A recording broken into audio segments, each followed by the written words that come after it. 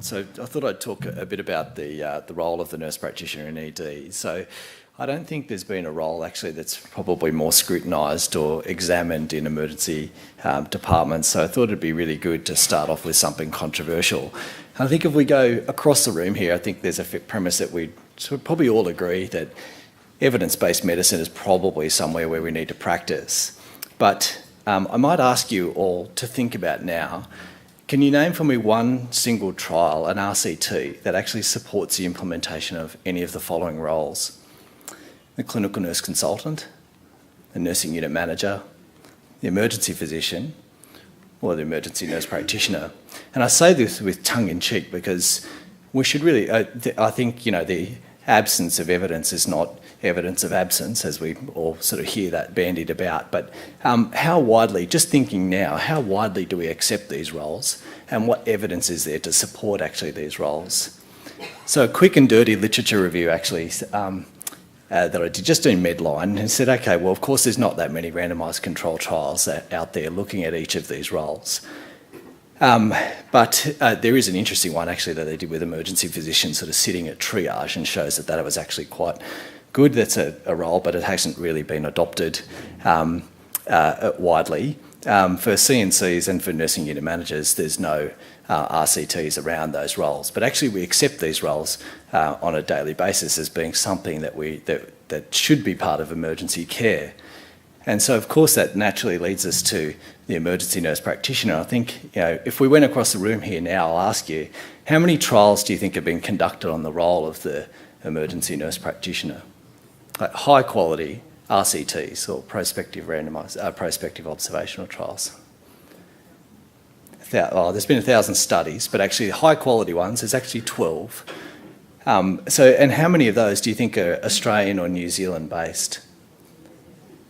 No, not 11, but it's actually 7. So more than half of the world's high quality evidence has come out of Australia, looking and examining the role of the emergency nurse practitioner.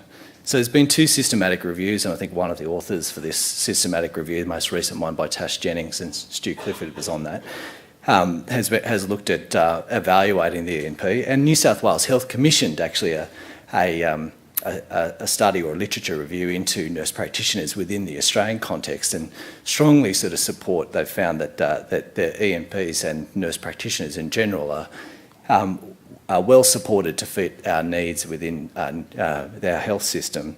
Since 2015, when that systematic review for ENPs has been done, there's been another 10 studies, 2 of which have been RCTs. So it's more to sort of say, guys, that actually there is pretty good literature out there to support the role of the ENP. And whilst I also actually recognise those things a bit flying the flag for ENPs, but actually I strongly believe in all of the other roles, so nursing unit managers and CNCs and emergency physicians. So it's just to say that actually it's good sometimes to stop and take check and have a look at our own practices and say, what are we doing, and what evidence is there to support actually what I do?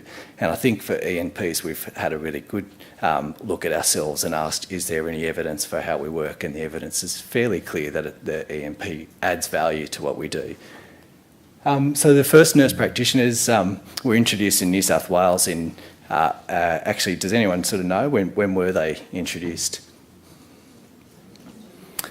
So it was around about 2000 that they were introduced. It was Sue Dennison and Jane O'Connell, and the first positions were appointed in 2001. So in emergency care, the evidence and evaluation, they had a whole bunch of pilot projects. I'm sure actually many of you in this audience were actually involved in some of these pilot projects, but emergency services was one part of a group of projects that evaluated the initial use of nurse practitioners in New South Wales Health.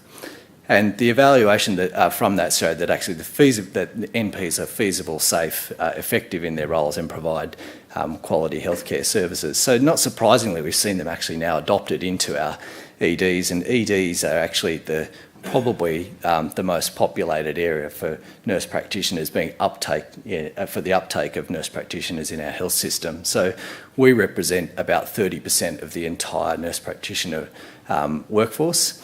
And so we're a very popular model, and it first came out of, actually even before the New South Wales Health Model, those models of care that, thank you Sarah, was the Archie sort of framework, predated the New South Wales Health Models. But the initial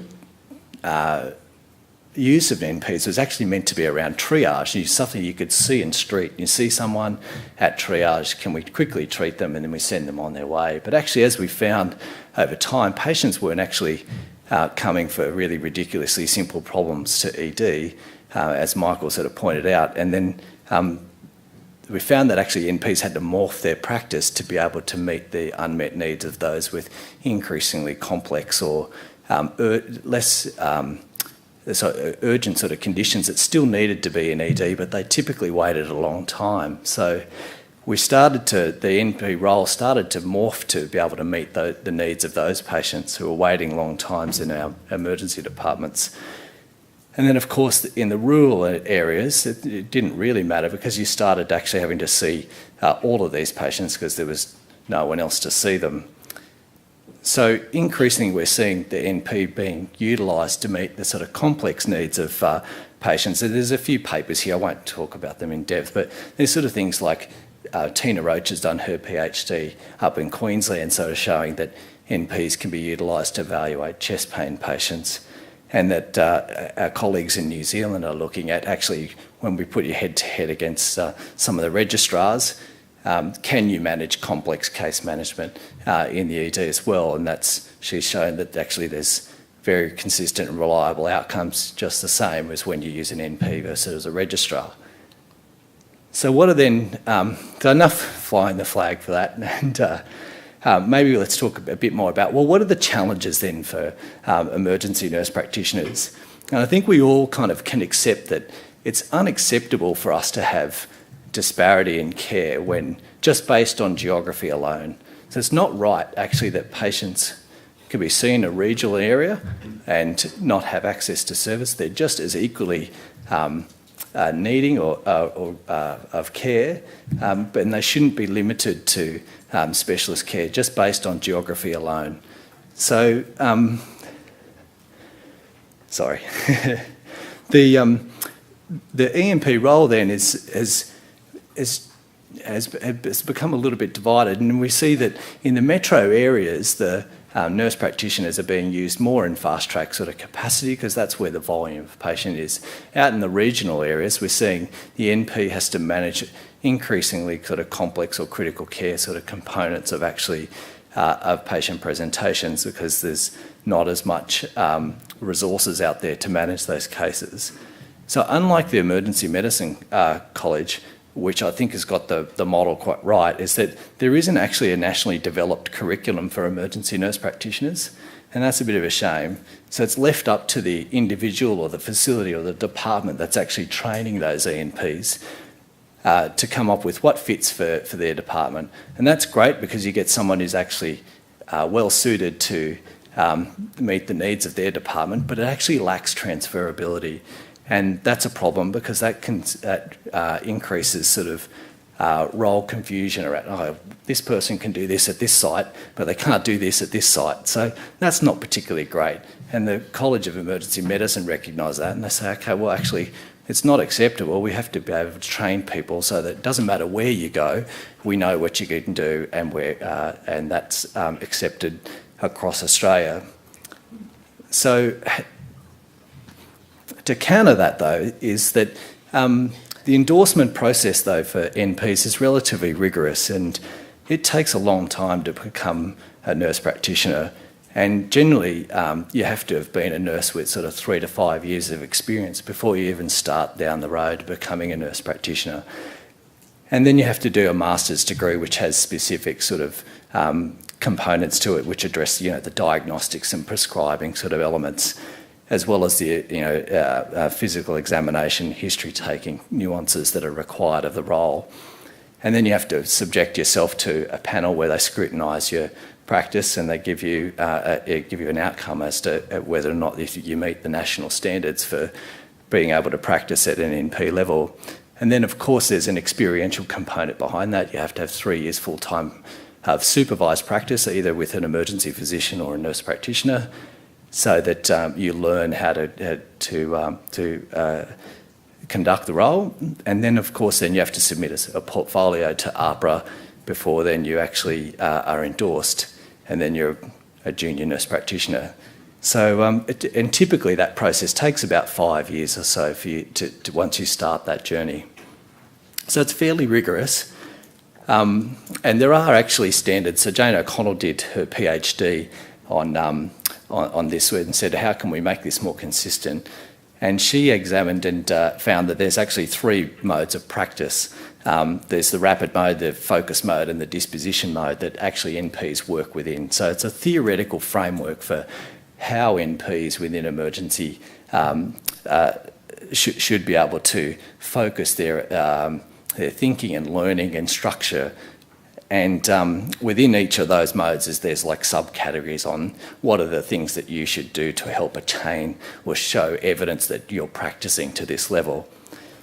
But it's not a formal credential, which is, it's a practice standard. So it's just a recommendation. So again, then we're left with this issue of, well, how do we actually, do we need to credential NPs? And this has been the dirty word for, in nurse practitioner circles is, do we need to train them more so that we have less variability? And of course that's tied up then with politics about who should govern this, who should do it, how do we share, and what sort of education is going to be required for these people.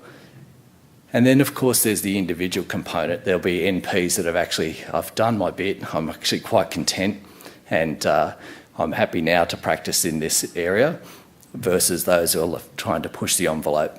How can we do more? How can we benefit more patients?